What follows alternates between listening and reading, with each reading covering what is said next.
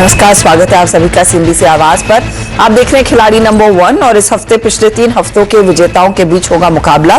लेकिन पहले बाजार का हाल, जो ऊपरी लेवल से मार्केट फिर कोलैप्स होता हुआ दिखाई दे रहा है। इनफैक्ट पिछले हफ्ते से जो सिलसिला शुरू हुआ था ऊपरी लेवल्स पर मुनाफा वसूली का, वो इस हफ्ते भी जारी है। 21,671 के आसपास इस समय हम ट्रेड कर रहे हैं। डे लो वैसे ध्यान रखिएगा 628 था, तो उससे ज्यादा दूर नहीं है। ऊपरी लेवल से करीब 200-250 पॉइंट तक का करेक्शन मार्केट दिखा चुका है। और निफ्टी बैंक भी आप देखिएगा वैसी ही स्थिति बनकर आ रही है। 426 अंकों का नुकसान इस समय। 45,748 का ओपनिंग पर लेवल दिखा, लेकिन उसके बाद हमने किया है स्लाइड और 45,226 के आसपास इस समय ट्रेड बनता दिखाई दे रहा है। मिड कैप काउंटर्स की क्या स्थिति है इस बीच? यहां पर भी 800 पॉइंट का नुकसान। पिछले सत्र में 1000 पॉइंट से ज्यादा का करेक्शन देखने को मिला था और आज 800 पॉइंट नीचे। तो मिड कैप्स में भी हम देख रहे हैं वो सेल साइड की पोजीशंस काफी ज्यादा मैग्नीफाई होती हुई दिखाई दे रही हैं। फटाफट से आपके लिए निफ्टी के कंट्रीब्यूटर्स लेकर आते हैं, तो उससे समझ में आएगा कि सेक्टोरली कहां पर कंफर्ट लिया गया है। तो आज टेक्नोलॉजी कंपनियों में फिर खरीदारी आ रही है। इन्फी, एचसीएल टेक, विप्रो जैसे काउंटर्स, अपोलो हॉस्पिटल का साथ। लेकिन आप देखिएगा रिलायंस इंडस्ट्रीज में करेक्शन, आईसीआईसीआई और एसबीआई दोनों में दबाव और एनटीपीसी भी एक ड्रैगर ही साबित हो रहा है। इनफैक्ट फार्मा कंपनियों का वेट कम है, इसीलिए वो टॉप गेनर्स में नहीं दिखाई दे रहे हैं, बारिंग ऑफ कोर्स आपका अपोलो हॉस्पिटल। वरना डीवीज, डॉक्टर रेड्डीज, इन काउंटर्स के चलते भी थोड़ा सा सपोर्ट मिला है। निफ्टी फार्मा दरअसल इन कंट्रोल है। चलिए हमारे जानकारों की इस बीच क्या रणनीति रहेगी उसकी बातचीत करते हैं। किन ट्रेड्स पर इनका फोकस रहेगा ये आपके सामने लेकर आएंगे। मैदान में है ब्रिजेश एल, रूपक डे और साथ ही साथ अमित सेठ। ये पिछली बारी जब इन्होंने अपने अपने हफ्तों में परफॉर्म किया था उनके रिटर्न्स है। रूपक, आपकी अप्रोच क्या रहेगी? जी, मेरे ख्याल से निफ्टी में नेगेटिविटी बरकरार रहेगा आज का दिन, और जब तक 21,850 के नीचे निफ्टी रहता है तब तक सेलिंग प्रेशर थोड़ा बहुत रहेगा। और बैंक निफ्टी का सपोर्ट नहीं मिल रहा है, मतलब पॉजिटिव सपोर्ट नहीं मिल रहा है, तो बैंक निफ्टी भी नेगेटिविटी को कंट्रीब्यूट कर रहा है। तो ओवरऑल मेरे ख्याल से नेगेटिविटी रहेगा, शॉर्ट और लॉन्ग साइड दोनों साइड में ही स्ट्रेटेजी रहेगा। तो ट्रेड्स कौन से रहेंगे उस पर आते हैं। रूपक, आपका ओपनिंग ट्रेड? मेरा ओपनिंग ट्रेड रहेगा विप्रो में। एक कंसोलिडेशन ब्रेकआउट दिया डेली चार्ट में और क्रिटिकल मूविंग एवरेज के ऊपर सस्टेन कर रहा है।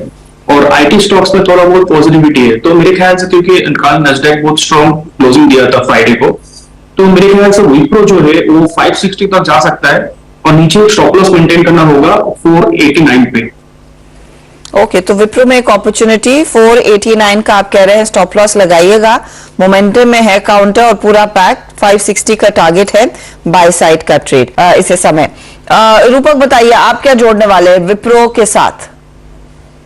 दूसरा ट्रेड रहेगा मेरा बीपीसीएल में शॉर्ट साइड में ट्रेड रहेगा, क्योंकि पीएसयू स्टॉक्स में हम लोग आज देख रहे हैं कि प्रॉफिट बुकिंग चल रहा है।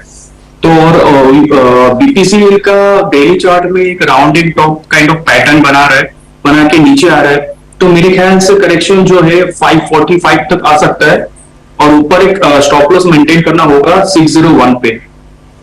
601 आपका stop loss, 545 target, right? Okay, तो ये स्टॉक 4% नीचे है। करेक्शन और देखने को मिल सकता है।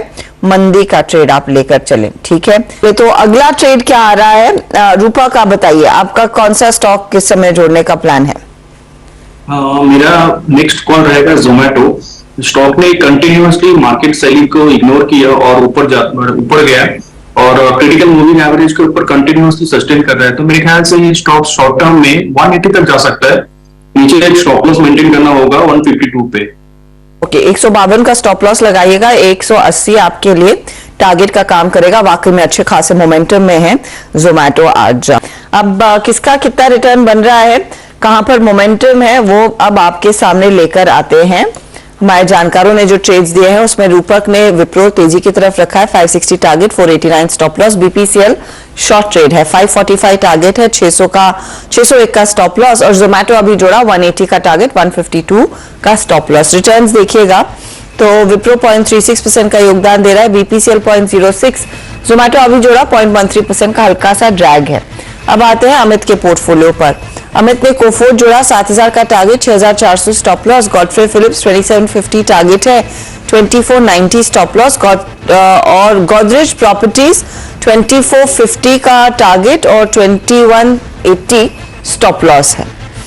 कोफोर्ज 0.73% ऊपर, गोदरेज प्रॉपर्टीज 1% जोड़ रहा है, गॉडफ्रे 0.65% के हल्के से मुनाफा वसूली दिखा रहा है।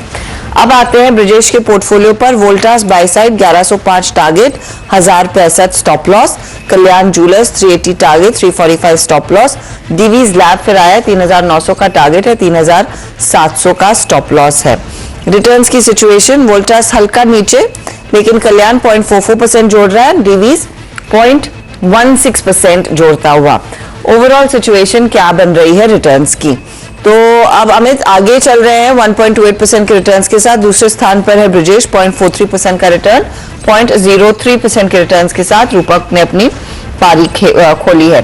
तो ये आपके लिए ताजा तस्वीर। कोई भी अगर बदलाव होता है उसकी जानकारी ऑफ कोर्स हम चैनल पर देंगे। 1 बजे मिड कैप मंत्र में अपडेट लेकर आएंगे और ऑफ कोर्स हमारे सोशल मीडिया हैंडल्स पर भी वो सारे अपडेट्स आपके लिए शेयर किए जाएंगे। ऑल द बेस्ट आप तीनों को इस हफ्ते के ट्रेड के लिए। चले लेंगे एक ब्रेक और ब्रेक के बाद पूरा ध्यान रहेगा कमोडिटी मार्केट के एक्शन पर। आप बने रहें CNBC आवाज के साथ।